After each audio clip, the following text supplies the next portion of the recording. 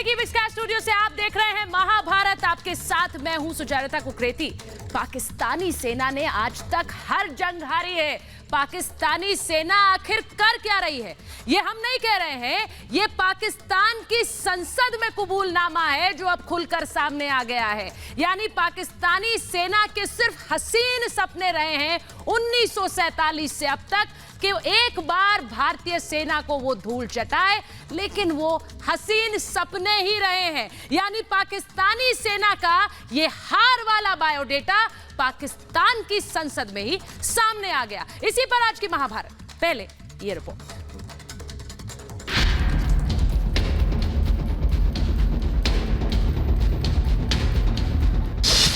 पाकिस्तानी संसद में पाक सेना से सवाल। आप मुझे बताएं अपनी तारीख कि आपने किया क्या इस मुल्क के लिए। 1947 से अब तक हर जंग में हार। आपने कौन सा दिफा किया है मुल्क का? बेनकाब हो गया आतंकिस्तान। आप हमें नहीं रोक सकते। आप बैठ जाएं। मौलाना आप हमें नहीं रोक सकते। इमरान की फौज का आज पर्दाफाश हो गया। जो बाजवा भारत को दहलाने की साजिश रचता है, उसी की सेना की हेकड़ी पाकिस्तान में ही निकल गई। पाकिस्तान की संसद में एक सांसद ने ही सेना पर गंभीर सवाल खड़े किए। आतंकी संगठनों के सहारे हिंदुस्तान की बर्बादी का मंसूबा पालने वाले पाकिस्तान की सेना की पोल पाकिस्तान की संसद में ही खुल गई। अपना काम आपसे होता नहीं है और मुल्क के अंदर इस तरह के बहस छेड़कर आप लोग क्या हासिल करना चाहते? ये पाकिस्तान के सांसद अताउर रहमान है जो पाकिस्तान की संसद में अपने ही मुल्क की सेना को फटकार लगा रहे हैं। मौलाना अताउर रहमान पीपीपी के सांसद हैं और पूर्व कैबिनेट मंत्री सवाल कर रहे हैं कि 1947 के बाद से पाकिस्तान की सेना ने किया ही क्या है। ऐसी जंग आपने जीती है जिस चीज के लिए तुम्हें भर्ती किया गया था, जिस कौम की तुम तनख्वाहें खा रहे हो, तुमने इस मुल्क के लिए किया क्या है सिवाय इसके कि अपनी कौम और अपने मुल्क पर चढ़ाई करने के। दरअसल ये पाकिस्तान का वो सच है जो पाकिस्तान छुपाना चाहता है। पाकिस्तान अपनी आवाम को हमेशा बताता आया कि उसने हर जंग जीती है, लेकिन सच्चाई पाकिस्तानी सांसद ने सामने रख दी। पाकिस्तान ने 1947 तक अब तक हर जंग सिर्फ हारी है और अभी भी वो हिंदुस्तान से जीतने के हसीन सपने जरूर देखता है, लेकिन वो सपने कभी पूरे नहीं होंगे। Bureau report, Republic Bharat. और आज महाभारत में मैं पूछ रही हूं ये सवाल। बातें बड़ी बड़ी, सेना पर भरोसा नहीं। महाभारत में मैं सवाल पूछ रही हूं, हारी हुई सेना के दम पर बाजवा की ये हेकड़ी। सवाल मैं पूछ रही हूं कि हार बार बार, लेकिन जीत के हसीन सपने बरकरार। और महाभारत में मैं सवाल ये पूछ रही हूं कि सेना की हार इसलिए आतंक का वार, सेना हारती है इसीलिए आतंकवादी भेजे जाते हैं। मेरे साथ जो मेहमान हैं मैं उनका परिचय आपसे कराऊंगी। मेरे साथ आज महाभारत में रिपब्लिक मीडिया नेटवर्क के स्ट्रेटेजिक अफेयर्स एडिटर मेजर गौरव आर्या जुड़ रहे हैं। मेरे साथ मेजर जनरल जीडी बख्शी जुड़ रहे हैं। मेरे साथ ब्रिगेडियर अनिल गुप्ता जम्मू से जुड़ गए हैं। मेरे साथ बिलाल बलोच एक्टिविस्ट जुड़ रहे हैं। मेरे साथ पाकिस्तान से पीटीआई के प्रवक्ता चौधरी हमीद पोथी जुड़ रहे हैं। मेरे साथ पत्रकार आरजू काजमी जुड़ रही हैं इस्लामाबाद से, और साथ ही जुड़ रहे हैं पंजाब हाई कोर्ट में वकील मुदस्सिर नजीर। बहुत बहुत स्वागत है आप सभी का। और मैं शुरुआत करूंगी आरजू आपके साथ, और मैं सीधा आपसे पूछ रही हूं कि भाई इस मुल्क के लिए किया क्या है जिस जीत को लेकर आप बार बार कहते हैं पाकिस्तानी सेना, वो सेना तो हारती रही है। ये बायोडेटा हमने नहीं, आपकी खुद की संसद ने दे दिया है। नहीं, ऐसी बात नहीं है। हमारी जो आर्मी है उसने बहुत कुछ किया है और बिल्कुल पाकिस्तान की हिफाजत की है, वरना आप लोग तो अभी तक यहाँ पे घुस बैठे होते, जो आप लोगों का इरादा है। और जाहिर है कश्मीर के लिए भी यहाँ पे बहुत से लोग ऐसे हैं जो चाहते हैं कि पाकिस्तानी फौज अटैक करे और कश्मीरियों को आजाद कराए। हमने ऐसे इरादे रखे होते तो आप सही कह रही हैं, अभी तक आपका नामो निशान नहीं होता। हमने इरादे रखे नहीं है, इस वजह से बहुत से पर रखने चाहिए। बिल्कुल ये चाहते हैं कि हमारी जो फौज है वो अटैक करे, लेकिन हम ये नहीं चाहते। तो जाहिर है हर तरह के आपको ओपिनियन। देखिए मेजर आर्या अभी शो शुरू होने से पहले मुझे पाकिस्तानी सेना के बारे में कुछ बता रहे थे, लेकिन मैंने उन्हें कहा सर शो पर बताइएगा, ये बात शो पर बताइएगा, क्योंकि मैं चाहती हूँ महाभारत के सारे दर्शक सुने। मेजर आर्या देखिए, इसके पहले कि मैं आरजू काज़मी की बात का जवाब दूं, पहले मैं कहना चाहता हूं, बड़ी मशहूर कहावत है पंजाबी में ये पाकिस्तानी आर्मी के बारे में कि जंग कभी जीती नहीं, इलेक्शन कभी हारिया नहीं। तो इन्होंने जंग कभी जीती नहीं, इलेक्शन कभी हारिया नहीं। आरजू काज़मी जी कह रही हैं कि पाकिस्तानी आर्मी इसलिए है कि हिंदुस्तान चढ़ दौड़े। हम कब चढ़ दौड़े मैडम? 72 साल की आज़ादी में हम कब चढ़ दौड़े पाकिस्तान के ऊपर? आपकी ज़मीन कब हमने ले ली? 47-48 में आप लोग चढ़ दौड़े, 65 में आप लोगों ने अखनूर में अटैक करा, 71 पे आपने 2 दिसंबर को आपने अटैक करा, कारगिल में आप लोग आए, फिर आप कहते हैं कि साहब कश्मीर को आज़ाद करने के लिए तो आज़ाद करिए ना। क्यों नहीं कश्मीर के ऊपर जंग करी पाकिस्तानी फौज ने? अगर पाकिस्तानी फौज कश्मीर को आज़ाद करना चाहती है तो ये फिर ये लश्कर तैयबा कौन है, ये जैश ए मोहम्मद कौन है, ये हिजबुल मुजाहिदीन कौन है? ये तो पाकिस्तानी आर्मी के हिस्से नहीं है। तो बाजवा साहब क्या कर रहे हैं? अपना जो काम है वो क्यों नहीं करते आरजू जी? आरजू मेजर आर्या ने जो कहावत बताई, वही आपके मौलाना साहब संसद में बोल रहे थे कि आपने अपनी देश पर चढ़ाई करने के अलावा किया क्या है? जंग कोई आपने जीती नहीं, जंग कोई नहीं जीती, लेकिन अपने यहाँ पर हमेशा चढ़ाई की है। हर इलेक्शन में आपके यहाँ डेमोक्रेसी को हटाकर सेना ने चढ़ाई की है। नहीं है जिनको आप पीट कूट कर आ जाते हैं। पाकिस्तानी आर्मी आपको अच्छा खासा टफ टाइम देती है, नहीं। इसी वजह से अरे यही तो आप बार बार बोलते हैं, कैसे बताइए? यही तो आप बार बार कहती रही, लेकिन ये मौलाना साहब भ्रमित थे क्या? मौलाना साहब को नहीं पता? वो तो बड़े गुस्से में नजर आ रहे थे मैम, बहुत गुस्से में नजर आ रहे थे। एक जंग नहीं जीती पाकिस्तानी सेना ने, किया क्या है पाकिस्तानी सेना ने? उनके सवालों का जवाब दीजिए पहले। कश्मीर का कोई हल निकले और उसके लिए आर्म इस्तेमाल हो, जो हम लोग नहीं चाहते। हम चाहते हैं अमन से, आराम से बात करके उसमें से निकला। अमन की बात कर रहे हैं आप। ये पूछिए कि जो पाकिस्तानी ये जो मौलाना साहब हैं, ये सच कह रहे हैं कि झूठ कह रहे हैं? ये बताइए, बस छोड़ दीजिए बाकी सब चीजें, कश्मीर अपने आप कर देंगे जो होना होगा। ये मौलाना साहब सही कह रहे हैं, झूठ बोल रहे हैं? ये बताइए। बताइए आरजू, मौलाना साहब को पता है कि नहीं पता है? किस बात को भाई? मौलाना साहब को कह रहे, जाहिर है मौलाना साहब यही समस्या है। हमीद जी हमारे साथ आ गए हैं क्या? उस तरह से एक्शन नहीं कर रही जो वो चाहते हैं। सुनिए, चौधरी हमीद पोथी मेरे साथ जुड़ गए हैं, मैं उनके पास जाऊंगी क्योंकि रूलिंग पार्टी के प्रवक्ता हैं भाई। हमीद जी अब इमरान खान कैसे मुंह दिखाएंगे? वहां पर संसद में कहा जा रहा है सेना तो एक जंग नहीं हारी, एक जंग नहीं जीती। देखिए खुद ही सामने आ गया सच पाकिस्तानी सेना का, एक जंग नहीं जीती 1947 से। अब बाजवा जी और इमरान जी कहां कैसे मुंह छिपाएंगे?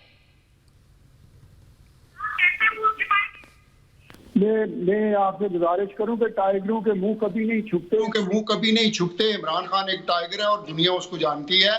जहां तक फौज का तलक रहा, आपके सामने पूरी दुनिया में अगर किसी ने कोई टेररिज्म जंग जीती है तो वो पाकिस्तान की आर्मी है। तारीख इसकी गवाह है कि आप लोगों की ये चीज बस में नहीं है। श्रीलंका में जब तक आप इन्वॉल्व रहे वहां पे वो जंग नहीं। हमीद जी कौन सी जंग जीती है आपकी संसद में? मुझे बात करने देना। हमीद जी आपकी संसद में आपकी सेना का बायोडेटा रख दिया गया, एक जंग भी जीती नहीं। कर क्या रही है हमारी सेना? सिर्फ अपने देश पर चढ़ाई कर रही है, मिलिट्री रूल, डिक्टेटरशिप। ये बायोडेटा आपकी अपनी पार्लियामेंट का है सर। मुझे बात करने देना, मुझे बात करने देना। सर आपने सवाल किया, मुझे बात करने देना। मैं आपको बताता हूँ ना, मैं आपने दलाइल देता हूँ, अगर आप मुतमिन ना हुई तो नहीं हमीद जी बोलिए ना। हमीद जी में पाकिस्तानी जंग इमरान खान को टाइगर बता रहे हैं, मेरे यहाँ बहुत सारे टाइगर हैं सर। 1971 में साजिश के बावजूद भारत में बहुत सारे टाइगर हैं। एक मेजर आर्या, एक जनरल जीडी बख्शी वाले की एक्सटेंड हुई। जी बोलिए सर, बोलिए। मुझे बात करने दे सुजाता, मुझे बात करने दे, मुकम्मल करने देना। आप ऐसा तो ना करें ना। बोलिए सर, बोलिए, मैं चाह रही हूँ आप बोले, उस झूठ को सच में तब्दील करें जो आप बताना चाह रहे हैं। सबसे आखिरी मिसाल आपके पास है कि पिछले साल 27 फरवरी को आपने एक फेक किस्म का पेलोड गिराया और उसके बाद पाकिस्तान अरे नहीं, उसके बाद सर वो पेलोड भूल जाइए ना सर, मैं यहाँ बड़ी बड़ी जंगों की बातें कर रही हूँ। आप क्या पेलोड में घुसे हुए हैं सर? कौन सी मैं बड़ी बड़ी जंगों की बातें कर रही हूँ, आप पेलोड की बातें कर रहे हैं? आप कौन सी जंग जीते आज तक? आपने कोई जंग जीती? आपने कोई जंग जीती? मुझे बताइए। चौधरी साहब मेरी बात सुने सर प्लीज। चौधरी साहब गुजारिश है आपसे सर, मेरी चौधरी साहब ये गुजारिश है, ये अभिनंदन के मसले को पाकिस्तानी कौम ने इतना बड़ा बना दिया अपने दिमाग में। सर इतना तो हमने तब गाना नहीं गाया था जब 93,000 आपके कैदी हमने 3 साल रखे भारत में, तब हमने इतना गाना नहीं गाया। 27 फरवरी पाकिस्तान का 2 साल से बच्चे का लेकर जो 80 साल का बुजुर्ग है, सुनिए मेरी बात सर, मेरी बात सुन ले पूरी। आप एक बात बताइए क्या हो गया? आपने अभिनंदन को, सुनिए, अभिनंदन को जो आप लोगों ने पकड़ा, क्यों पकड़ा? इसलिए क्योंकि आपके अंदर घुस के मारा, तभी तो उसने इजेक्ट करके पाकिस्तान में गिरा। वो पाकिस्तान के अंदर पीओके जो है, पाकिस्तान ऑक्यूपाइड कश्मीर, वहां पे जाके अभिनंदन गिरा। क्योंकि ऐसा तो नहीं कि आप लोगों ने अंदर आके मारा था इंडिया के, वो घुसा था पीओके के अंदर, उसको पकड़ा और बाइज्जत उसको नया सूट दिया, नई जैकेट दी, कप चाय पिलाई, उसको गेट तक छोड़ कर। तो सर आप ये सब मत बोलिए। 71 में आपके मुल्क के 2 हिस्से करे और 93,000 पतलूने आज भी ढाका में हैं। हमने कभी गाना नहीं गाया इसका, कभी हमने इसकी बातचीत नहीं करी ना। यहाँ पे कोई यौम दिफा होती है जैसे पाकिस्तान में छुट्टी मनाते हैं ना आप लोग, हमने तो कभी नहीं बोला कि 16 दिसंबर इंडिया में छुट्टी होगी। और एक और चीज सर, एक और चीज चौधरी साहब, जब हमने सर, जब चौधरी साहब विथ योर परमिशन सर, जब हमने ईस्ट पाकिस्तान को बांग्लादेश बनाया तो हम चाबियां सौंप के आ गए बंगालियों को। 1 इंच जमीन नहीं रखी बंगालियों की। एक साजिश थी। हम लोग वहां पे गए, हाथ जोड़े, बंगालियों को चाबी दी और वापस आ गए। साजिश सर, आप हर चीज को साजिश कहते रहिए। हमीद जी एक मिनट, मैं आपसे पूछ रही हूँ, आपकी अपनी संसद में, हमीद जी, कौन सी ऐसी संसद है सर जहां पर सांसद खड़े होकर अपनी सेना पर सवाल उठाते हैं, अपनी सेना को जलील करते हैं, अपनी सेना को कहते हैं भाई एक जंग नहीं तुम जीत पाए?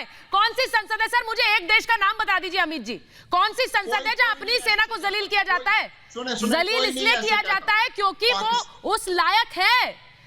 कोई जंग जीती आपने? पाकिस्तान में कोई शख्स ऐसे नहीं कहता जैसे आप कह रही हैं। सर आप मुझे बता दीजिए ये कौन है मौलाना साहब? कोई शख्स अपनी आर्मी को बुरा भला नहीं कहता जैसे आप कहते हैं। कुछ लोग इंडियन एजेंट्स हैं जिन्होंने पैसे लिए हुए हैं जो। अरे सर आप देखिए, आप फिर घुमा रहे हैं। अगर उन्होंने पैसे लिए हैं और इंडियन एजेंट हैं तो उनको जेल में क्यों नहीं डालते चौधरी साहब? अगर वो इंडियन एजेंट हैं तो उनको जेल में डालिए। अरे भाई आपने तो मेंबर ऑफ पार्लियामेंट बना रखा है इंडियन एजेंट, जो आपसे अग्री ना करे वो इंडियन एजेंट है। अच्छी बात है इंडियन एजेंट होना, better than being a Pakistani agent. Pakistan का मसला लेके बैठे हुए हैं ना, ये 1960 से लेकर रशिया ने कोशिश की थी कि सर पूरी कहानी सुनाएंगे आप। मैं मेजर जनरल जीडी बख्शी को ला रही हूँ। GD Bakshi sir, major general GD Bakshi, मैं चाहती हूँ एक मिनट। हमीद जी एक मिनट सुनिए सर, मेरे साथ मेजर जनरल जीडी बख्शी जुड़ रहे हैं। आपने तो सिर्फ कहानियां सुनी है, जीडी बख्शी सर ने तो जंग लड़ी है। सुन लीजिए मेरी बात। जीडी बख्शी सर, सीधा सवाल मैं इनसे पूछ रही हूं, कौन सी देश है जहां पर सेना को इस तरह से संसद में जलील किया जाए कि एक जंग तुमने नहीं जीती है? भाई सच्चाई है तभी तो कहा जा रहा है। मेजर जनरल जीडी बख्शी, देखिए, हकीकत को आप छुपा थोड़ी ना सकते। बिल्कुल हकीकत पाकिस्तान की ये है कि कोई 73 सालों में कोई 30 साल तो पाकिस्तान की फौज ने डायरेक्ट हुकूमत करी, डायरेक्ट राज किया है, राज। और उसके अलावा जो बाकी 43 साल है उन्होंने कठपुतलियां चलाई हैं। वो स्टेज के पीछे रह के कठपुतलियां चलाते हैं, एक जो है मास्क ऑफ डेमोक्रेसी सा बना के, एक फसाड बना के वो पीछे से मोहरे हिलाते हैं, कठपुतलियां चलाते हैं, जैसे बाजवा साहब चला रहे हैं, जैसे बाजवा साहब इमरान खान का मोहरा कर रहे हैं। कोई भी बेचारा पॉलिटिकल लीडर ज्यादा पॉपुलर होता है, ज्यादा स्ट्रांग होता है, तो उसको या तो जेल में डाल दिया जाता है या फांसी पे टांग दिया जाता है या उसे देश निकाला दे दिया जाता है। और मैं चाहूंगी, तो मैं आपको कह रहा हूं कि देखिए, ये बड़े ये बहुत त्रासदी है पाकिस्तान के आवाम की पाकिस्तान के अवाम की त्रासदी है कि उनको जमहूरियत क्या होती है कभी पता ही नहीं चला, कभी उसका स्वाद ही नहीं मिला। बंदर क्या जाने अदरक का स्वाद। तभी बेचारे ये भी देखिए आज फौज के डर के मारे फौज को कह रहे हैं कि अगर मौलाना साहब ने ऐसा बोला और हमारी संसद में बोला तो वो इंडिया के एजेंट हैं, उनको कैद करना चाहिए, उनको कोड़े मारने चाहिए।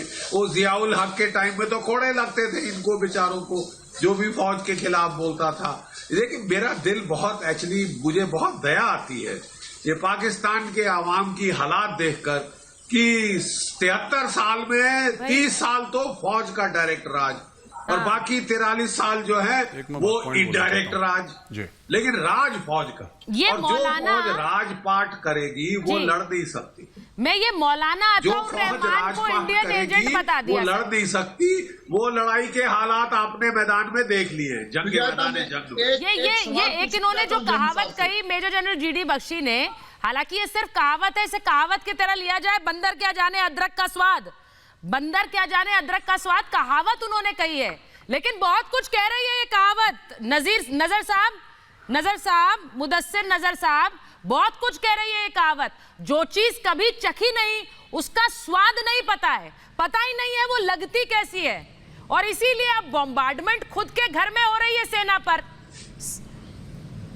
नजर साहब, ये कहावत समझ आई आपको? देखिए, मैं इस जो भी आपका जो सब्जेक्ट है ना, मैं इसको देखें, मैं एक जो यूजुअल इंडिया और पाकिस्तान के बीच में टॉन्ट और टेंट्रम चलता रहता है उससे हट के बात करूंगा आज।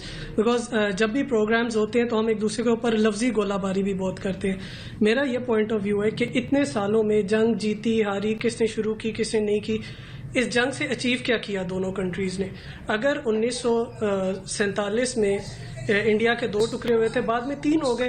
अब आप जितने हम एक दूसरे को तोड़ते जाएंगे, हम देखें हमारे फ्रेंडली रिलेशंस होने चाहिए, इंडिया के टुकड़े नहीं हुए। पहली बात नजर साहब, late me correct you, India के कोई टुकड़े नहीं हुए, इंडिया के टुकड़े हो नहीं सकते। So let me correct you there. Partition हुआ था और उसके बाद पाकिस्तान के टुकड़े हुए, ये कहिए सर, ये कहिए पार्टीशन हुआ था और उसके बाद पाकिस्तान के टुकड़े हुए। तो सच्चाई को बदलिए मत सर, ये सच है और उसको उसी तरह से रखिए जी। और आप जो ये सर, मुझे बहुत अच्छा लगा नजर साहब, आप पहली बार महाभारत में आए हैं। नजर साहब, आप पहली बार महाभारत में आए हैं, मुझे बड़ा अच्छा लगा कि आपने जंग पर ये फिलॉसफी रखी कि इससे हुआ क्या, क्या मिला किसे। ये फिलॉसफी पाकिस्तान में जाकर वहां के नेताओं को समझाइए और बाजवा साहब को समझाइए, जो लगातार आर्मी फ्लॉप है इसलिए आतंकवादी पेडल करते हैं हमारे देश में। आपको नहीं लगता कि ये फिलॉसफी आप बाजवा जी को जाके समझाएंगे तो ज्यादा अच्छा रहेगा? उन्हें थोड़ा गुड सेंस दीजिए सर। सुचरिता, एक चीज और मैं अपने पाकिस्तानी दोस्तों को बता दूं, जो जनरल जीडी बख्शी सर ने बोला है ना कि 30 साल उनकी फौज ने राज करा। मुदस्सिर साहब, एक बार मेरी बात सुन लीजिएगा। जो जीडी बख्शी साहब ने बोला ना कि उन्होंने फौज ने राज करा, मैं एक और बता देता हूं। जो जुल्फिकार अली भुट्टो थे इनके, जिनको फांसी दे दी गई थी, जुडिशियल मर्डर जिनका हुआ था, उनको आयूब खान पॉलिटिक्स में लेकर आए थे, राइट? और ये सबसे बड़े डेमोक्रेटिक लीडर माने जाते हैं पाकिस्तान के, कि जीए भुट्टो और कौन आया, भुट्टो आया वगैरह वगैरह। दूसरी चीज, जियाउल हक ने 1983 में एक यंग पंजाबी इंडस्ट्रियलिस्ट को पाकिस्तानी पंजाब का फाइनेंस मिनिस्टर बनाया था, उसका नाम था नवाज शरीफ, ठीक है? तो ये जितने भी पाकिस्तान के सो कॉल्ड डेमोक्रेट्स हैं, चाहे वो पाकिस्तान पीपल पार्टी के हों, चाहे फिर वो आपके नून लीग के हों, और अभी आप और आप पाकिस्तान तहरीक इंसाफ के हों, ये सब के सब, ये सब मैं नाम लेके बता रहा हूं, ये सब के सब फौज की बी टीम है, ये पाकिस्तानी आर्मी की बी टीम है, वहीं की, ये रावलपिंडी की पैदावार है। ये कोई ये बोले मैं डेमोक्रेट हूं, आप सही बता दीजिए साहब, टीवी पे आप बताइए, क्या उनको जुल्फिकार अली भुट्टो, क्या आयूब खान को डैडी बोलते थे? डैडी, उनको बाप मानते थे अपना, उनको लेके पॉलिटिक्स में लाए थे वो। सबसे बड़ी बात नजर साहब, सबसे बड़ी बात कि आप यहाँ पर बहुत, आपने जो फिलॉसफी दी, मैं फिर वही कह रही हूँ, मंशा हर नेता की पाकिस्तान में यही है। और जो फौजी वहां पर, फौजी किस तरह से वहां डिक्टेटरशिप चला रहे हैं तो हमने सालों देखा है, दशकों देखा है, और उनको लगता है कि वही तरीका है, वही तरीका है। सेना तो हार जाती है, आतंकवादियों को भेज दो। मैं ब्रिगेडियर बख्शी को, मैं ब्रिगेडियर अनिल गुप्ता को लाऊंगी चर्चा में। एक तरफ से नहीं होती। हाँ, ब्रिगेडियर गुप्ता, मैं तो सीधे कह रही हूं कि बातें बहुत बड़ी बड़ी हैं सर, सेना हमारी ये, सेना हमारी वो, हमने ये किया। अपने देश में भी यही पाठ पढ़ाते हैं कि हमने वो जंग जीत ली थी। अभी भी देखिए कैसे कह रहे थे टुकड़े हुए। लेकिन ये सब फॉल्स नैरेटिव है, सब एक कहानी है जो बेची गई। आज देखिए खुद सच सामने आ गया संसद में, एक जंग नहीं जीती है पाकिस्तानी सेना, एक जंग। देखिए ये जो दहशतगर्दी है उसके पीछे वर्दी है। बिल्कुल। ये मैं पूछता हूं अपने पाकिस्तानी मेहमानों से कि पाकिस्तान की गलियों में जो आवाज क्यों निकल रही है, बताइए। कहते हैं बाकी मुल्कों के पास फौज होती है, पाकिस्तानी फौज के पास मुल्क है। अरे भाई, पाकिस्तानी फौज तो पाकिस्तान को रूल करती है। पाकिस्तान के अंदर फौज की इजाजत के बगैर पत्ता नहीं हिल सकता। ये क्या बातें करते हैं? ये वो फौज है जिसने इस मुल्क के अंदर एंटी इंडिया बोगी पैदा करके अपनी ऐसी वहां पे साठ बांधी है कि लड़ाई दर लड़ाई हारते गए, लेकिन तारीख इन्होंने लिखी कि हम जीतते गए। और इन्होंने लोगों को इस प्रकार ब्रेन वॉश कर रखा है कि हकीकत वो बोल नहीं सकते क्योंकि डरते हैं फौज से, और उनको स्कूलों के अंदर सिखाया भी गलत जाता है, लेकिन उसको भी आवाज नहीं उठा सकते।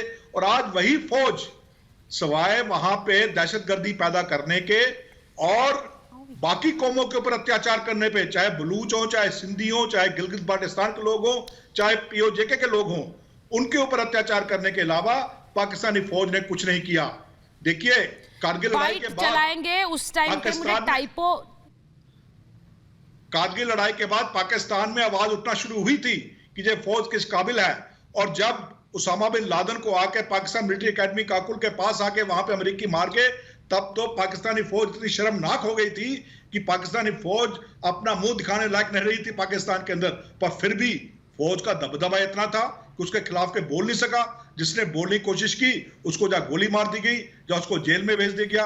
आपने देखा बलूचिस्तान के अंदर क्या हो रहा है, वहां पर नौजवानों को उठाया जाता है और सड़क के किनारे दबा दिया जाता है। मैं बिलाल बलोच को लाऊंगी, मैं बिलाल बलोच साहब से पूछ लेती हूँ ना। पूछिए उनसे क्या विचारों का। बिल्कुल ब्रिगेडियर गुप्ता, बिलाल साहब को मैं ले रही हूँ क्योंकि आपने बात की उस सेना की जिसके दम पर पाकिस्तान हमेशा कहता है कि देखिए हमें जंग के लिए ललकार रहा है हिंदुस्तान, देखिए हम न्यूक्लियर पावर हैं, हम जंग नहीं चाहते। असल में हकीकत यह है कि जंग वो नहीं चाहते क्योंकि वो जानते हैं वो हारते आए और आगे भी हारेंगे, इसीलिए वो जंग नहीं चाहते हैं। न्यूक्लियर पावर का तो एक दिखावा है कि हम जंग नहीं चाह रहे हैं, भारत का उकसावा है, लेकिन सच्चाई ये है कि जंग जीत नहीं सकती जो सेना, वो जंग कैसे चाहेगी? बिलाल साहब, मैं चाहती हूं पाकिस्तानी सेना की असलियत आप बताएं, उसके बाद मैं आरजू के पास जा रही हूं। आरजू को लीजिए पहले। आप मुझे 5 मिनट दें। पहले आप मुझे 5 मिनट दें। मैं सबसे पहले जवाब दूंगा चौधरी साहब का जी।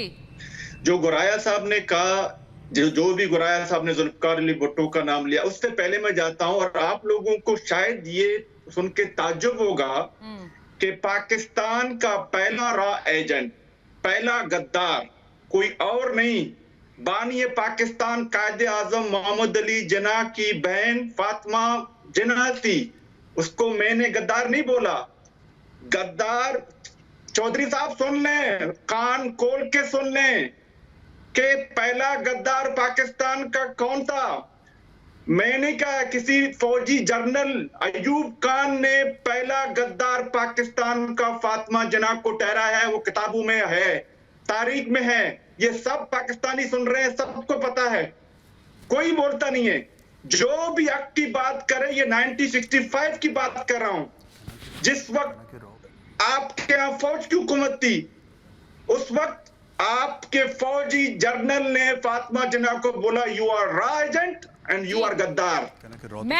मैं चाहती हूं। दूसरी बात आपने कहा टाइगर इमरान खान। हाँ। तो टाइगर इमरान खान के 3-4 वीडियोस यूट्यूब पे पड़े हैं जिसमें टाइगर ये कह रहा है ये मुल्क में, इस मुल्क में फौज चलाती है, इस मुल्क को फौज चलाती है। तो जिस मुल्क को एक हारी हुई फौज चलाए सर, उस मुल्क का क्या आश्रय है? भाई आपने कहा, देखिए बिलाल साहब ने बड़ी बात कही है, बिलाल साहब ने बड़ी बात कही, हमीद साहब प्रधानमंत्री कह रहे हैं, हमीद साहब, बिलाल साहब बड़ी बात कह रहे हैं। इमरान खान खुद कहते हैं एक मुल्क को फौज चलाती है, तो जिस मुल्क को हारी हुई फौज चला रही है उस मुल्क का क्या होगा? तो चौधरी साहब को भी ये तो बताइए ना चौधरी साहब, जिस मुल्क को हारी हुई फौज चलाएगी उसका क्या होगा भाई? ये तो पूछ ले उससे। बोलिए अमित जी। सुजाता, आप मौका दें, आप मौका दें मुझे बोलने का, मैं जवाब बोलिए बोलिए, मौका दें, जो मैं इन सब चीजों का जवाब मौके दे रही हूँ। आप फिर देखें आप सच्चाई पर रहेंगे तो मौके ही मौके मिलेंगे। सर बोलिए ना। एग्जाम्पल क्या है, बहादुर फौजों का एग्जाम्पल क्या है कि टेररिज्म पे पूरी दुनिया काबू नहीं पा सकी, पाकिस्तान की आर्मी ने काबू पाया। अरे ये कब हुआ? अफगानिस्तान में ये कब हुआ सर? सब लोगों के बेसिस सर ये कब हुआ? हमें पता नहीं चला, किसी को कानो कान खबर नहीं हुई। ये हुआ कब? पाकिस्तानी सेना ने टेररिज्म पर काबू पा लिया। सर ये कब हुआ? हमें पता ही नहीं चला कानो कान। ये क्या मतलब? ये तो खुफिया ऑपरेशन था सर। आप लोगों के जितने एसेट थे, अमित साहब कोई खुफिया ऑपरेशन था जिसके बारे में किसी को नहीं पता है, सिर्फ अमित साहब को चौधरी साहब और शायद इमरान खान को। चौधरी साहब अगर आपने टेररिज्म पे काबू पा लिया है, दहशतगर्दी पे काबू पा लिया है, तो पाकिस्तान फिर FATF की ग्रे लिस्ट में क्यों है सर? आप लोग को ग्रे लिस्ट में क्यों डाला है टेरर फाइनेंसिंग के लिए दुनिया ने? देखे वो हिंदुस्तान की एक साजिश थी पाकिस्तान को तनाश करने के लिए। मेजर साहब, आपने सवाल किया, मैं जवाब दे रहा हूँ। वो साजिश थी कि पाकिस्तान को तनाश किया जाए दुनिया में, सारी साजिशें हम कर रहे हैं। आज पाकिस्तान, सर आपने सही कहा दुनिया में। सर आप मान रहे हैं ना हमारा रौब, आप हमारा रौब जान गए ना। और दुनिया में आप हिंदुस्तान बिल्कुल हमीद साहब आप हिंदुस्तान का रौब समझ रहे हैं ना। हम FATF भी चला रहे हैं, हम यूरोपियन यूनियन भी चला रहे हैं, हम अमेरिका भी चला रहे हैं। हमें चौधरी साहब को एक बात समझानी चाहिए चौधरी साहब, कि ये जो साजिश वाला चूरन है ना सर, ये साजिश वाला चूरन सर पाकिस्तान में बिकता है, इंडिया में नहीं बिकता। यहाँ पढ़े लिखे लोग हैं तो हर चीज में साजिशें हैं, यहूदी पत्थर के नीचे है, हिंदू पेड़ के ऊपर है। सर ये सब ये नहीं चलता यहाँ पे। आप फैक्ट्स बेस्ड बात करिए चौधरी साहब, आप फैक्ट्स पे, तथ्यों पे बात करिए। यहाँ पे ये साजिशें हो गई हैं। अरे FATF एक ग्लोबल एजेंसी है, उसने बोला है आपका अगर FATF को इंडिया ने बोला है कि ग्रे लिस्ट में डालो पाकिस्तान को, तो आज तक आपके इमरान खान ने क्यों नहीं बोला कि साजिश है? इमरान खान ने क्यों नहीं बोला साजिश है? हमीद साहब ये बताइए ना, इमरान खान ने क्यों नहीं बोला कि साजिश है? इमरान खान खड़े होकर बोले कि साजिश है भारत की। इमरान खान की आज की भी स्पीच देख लें। अच्छा। वो कहता है पाकिस्तान को इंशाल्लाह दुनिया का टाइगर बनाएगा, ना सिर्फ एशिया का। अरे सर बड़ी बड़ी बातों में कहाँ पैसा लगता है? भेड़िया बनाए, हमें क्या लेना देना? आप सिर्फ ये बात बताइए कि अगर इंडिया की साजिश है तो इमरान खान क्यों नहीं बात करता? हमीद साहब बड़ी बड़ी बातों में कोई टैक्स नहीं लगता, कोई पैसा नहीं लगता।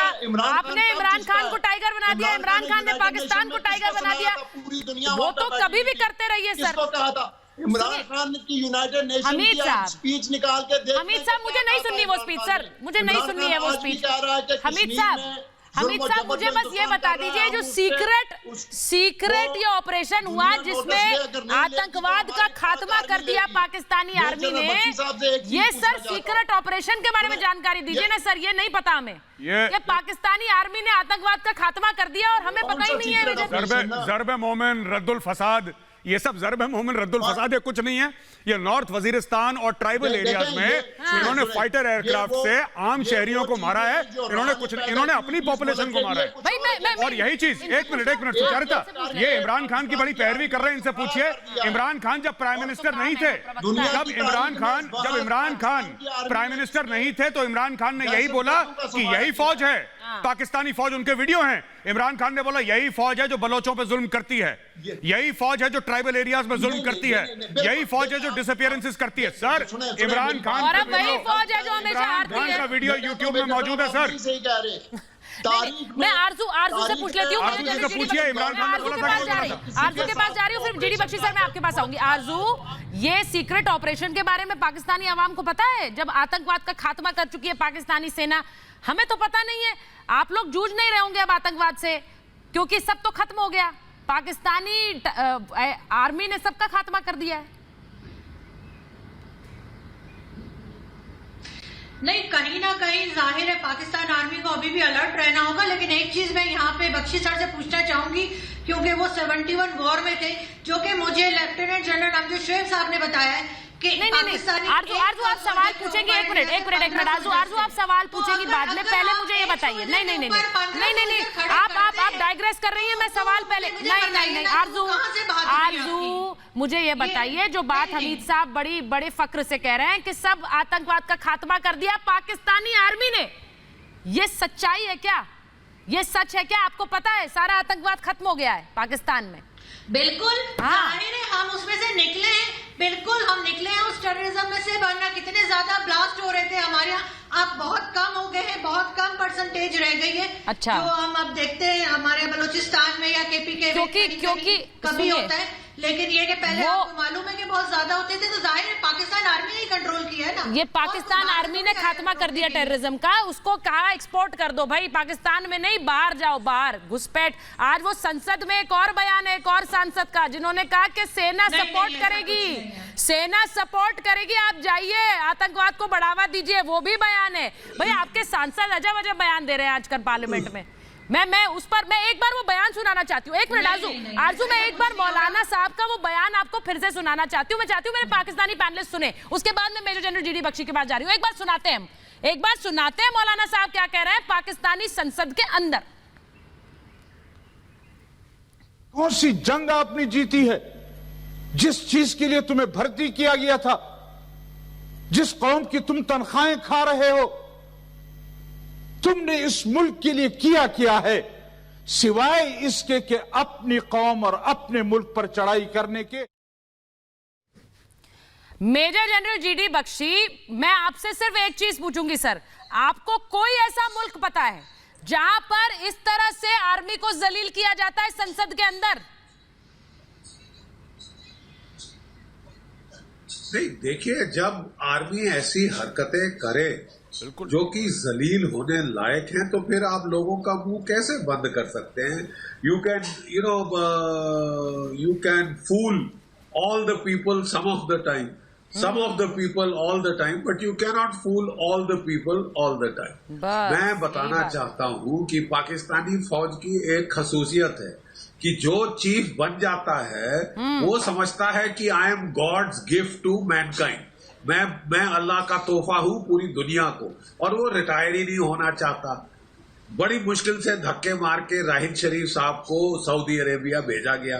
वो भी जो है अपनी एक्सटेंशन के बड़े बड़े वहां पे जो है फलसफे वो हो गए थे शुरू पाकिस्तानी मीडिया में कि कैसे उनके बगैर तो काम ही नहीं चल सकता इस मुल्क का।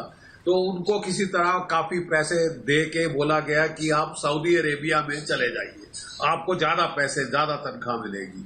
बाजवा साहब जहां रिटायर होने लगे तो वो तो जंग पे आमादा हो गए कि साहब जंग का माहौल हो तो मेरे को एक्सटेंशन मिले, और जहां उनको एक्सटेंशन मिल गई अब वो कहां छुप गए ये नहीं मालूम। सर ऐसा खिलाफ पाकिस्तान की फौज में एक कू की तैयारी हुई। नहीं, 3 लेफ्टिनेंट जनरल अरेस्ट हो गए हैं, 60 अफसर कैद हो गए हैं कि वो बाजवा साहब का तख्ता पलटना चाहते थे। ये तो इस फौज की कारस्तानियां हैं। तो फिर गाली नहीं पड़ेगी तो और क्या होगा? बता दिया है कि क्यों ये आर्मी हर जंग हारी है। सर आपने शायद अपनी बात के जरिए ये बता दिया कि क्यों ये सेना हर जंग हारी है, क्योंकि ये अपने ही देश में लगी हुई है, अपने ही देश में तख्ता पलट में लगी हुई है। तो बाकी देश को क्या, किसी देश को क्या हराएगी जंग में? अपने ही देश में लगे पड़े हुए हैं एक दूसरे को हराने में, तख्ता पलट करने में। आरजू काज़मी, मुझे लगता है मेजर जनरल जीडी बख्शी ने छोटी से कम शब्दों में समझा दिया पाकिस्तानी आर्मी की सच्चाई। नहीं, ऐसी कोई बात नहीं। और आपके जो पहले आपके आर्मी चीफ थे उनको भी तो आप लोगों ने दूसरी पोस्ट देके लगाया है ना, लगाया है, लगाया है, आरजू लगाया है। क्या होता है भाई, कैसी लैंग्वेज यूज करती है? लगाया है, लगाया है। और सबसे बड़ी बात CDS है वो, CDS। He has been promoted to CDS. He's not got an extension. He's got, there is a structural reform जो कि कारगिल कमेटी की रिपोर्ट थी। सुनिए आरजू, allow me to educate you. सुनिए प्लीज आरजू, ये लगाया है वगाया मत कहा करिए प्लीज। वो जो मेजर आर्या कह रहे हैं CDS को समझिए जरा प्लीज, उसके बाद ये लगाया है इज नॉट राइट। लगाया आप ऐसे बोलती हैं जैसे मलेरिया का टीका लगाया हो किसी ने, ऐसे नहीं होता आरजू। देखिए सुनिए, ऐसा होता है कि कारगिल कमेटी रिपोर्ट है और भी रिपोर्ट्स हैं यहाँ पे, उसमें ऐसा है कि बोला है कि India needs a unified structure जिसमें कि CDS होगा। तो जो जनरल बिपिन रावत थे, he was CDS is above the 3 chiefs. Above, when I say above, in terms of protocol he is above the 3 chiefs. उनको एक्सटेंशन नहीं मिला है। बाजवा साहब ने यह बोला कि साहब मुल्क खतरे में है, हिंदुस्तान हमें खा जाएगा, हिंदुस्तान अटैक कर देगा, इस्लामाबाद पे तिरंगा झंडा लहराया जाएगा। इसलिए मैं और सिर्फ मैं ही इस मुल्क को बचा सकता हूं। 3 साल का एक्सटेंशन लिया, भाई गायब हो गए, अब वो मिल नहीं रहे कहीं पे बाजवा साहब। तो मैं भी सोच रहा हूं कि इस्लामाबाद में पोस्टर लगवा दूं कि वांटेड कमर जावेद बाजवा साहब, chief of army staff Pakistan army. कोई बताए तो इतना इनाम दे। Who is he? ये है कहां भाई? ब्रिगेडियर गुप्ता को लीजिए। हमीद साहब आपने देखा है बाजवा जी को? मैं सिर्फ इसलिए कह रही हूं कि बड़ी बड़ी हेकड़ी बहुत है कि पाकिस्तानी सेना जंग के लिए हमें उकसाया ना जाए, पाकिस्तानी सेना को उकसा रहे हैं, लेकिन वो जो सेना के चीफ हैं वो भी नजर नहीं आ रहे हैं, वो भी कहीं टॉपल करने में लगे हुए हैं क्या सर? हमीद साहब, फिर ब्रिगेडियर गुप्ता को मिलूंगी।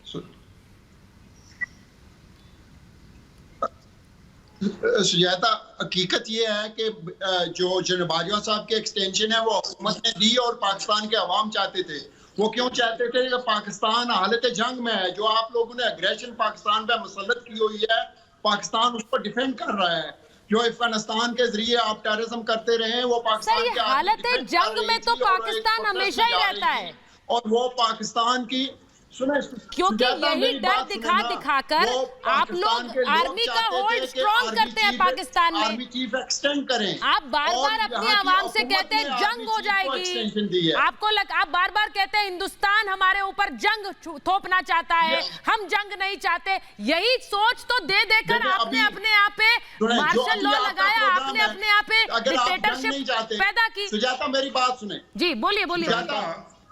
मेरी बात सुने ना, अगर आप जंग नहीं चाहते, तो ये माहौल आप किस लिए बना रहे हैं कि आपकी आर्मी बहादुर है, आपकी आर्मी ऐसी है, आपकी आर्मी ऐसी है?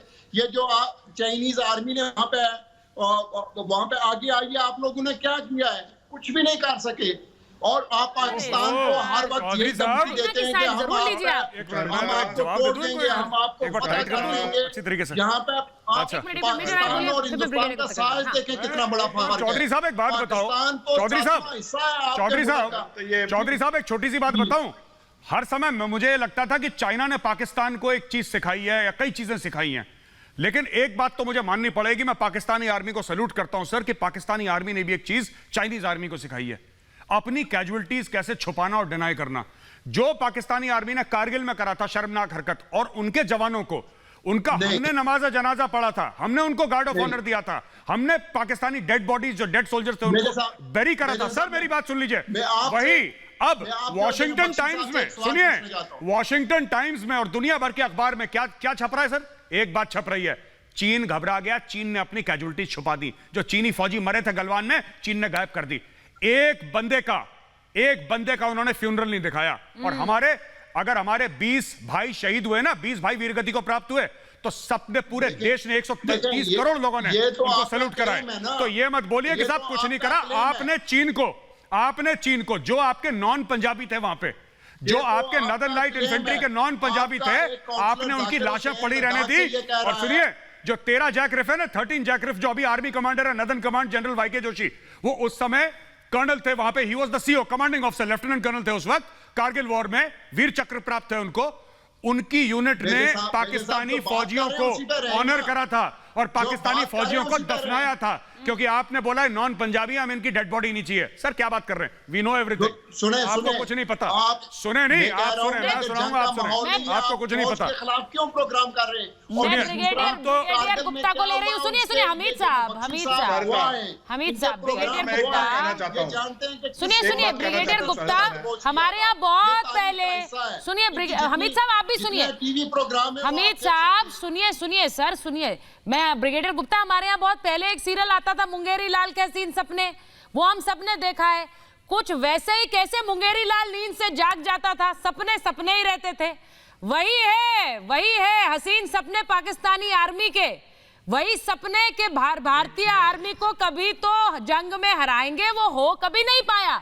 लेकिन उसी भारतीय आर्मी को थैंक करना चाहिए, क्योंकि उन्हीं का डर दिखा कर इन्होंने अपने यहाँ पर मिलिट्री थोपी है। यही हकीकत है ब्रिगेडियर गुप्ता। सुचारिता, हकीकत क्या है कि ये हालत जंग का नैरेटिव पैदा करके पाकिस्तान की फौज ने उस देश जो कि दुनिया का एक गरीबतर देश माना जाता है, उसका 30 से 35% एनुअल बजट पाकिस्तान की फौज खा जाती है। ये इस देश का हाल है। ये जो फौज है तभी तो इन्होंने वहां पे हालत जंग का एक नैरेटिव फैला रखा है। करते क्या है, जिस देश के अंदर लोगों के पास खाने के लिए पैसा नहीं है, तरक्की के लिए कोई इंफ्रास्ट्रक्चर नाम की चीज नहीं है, हेल्थ सेक्टर, एजुकेशन सेक्टर बहुत गरीब है, वहां पर 35% देश का बजट फौज खा जाती है। और आज जब वहां पे कि कोविड है, देश के पास पैसा नहीं है, कटोरा लेकर इमरान खान घूम रहा है, उस वक्त देश की फौज अपनी पे बढ़ा लेती है।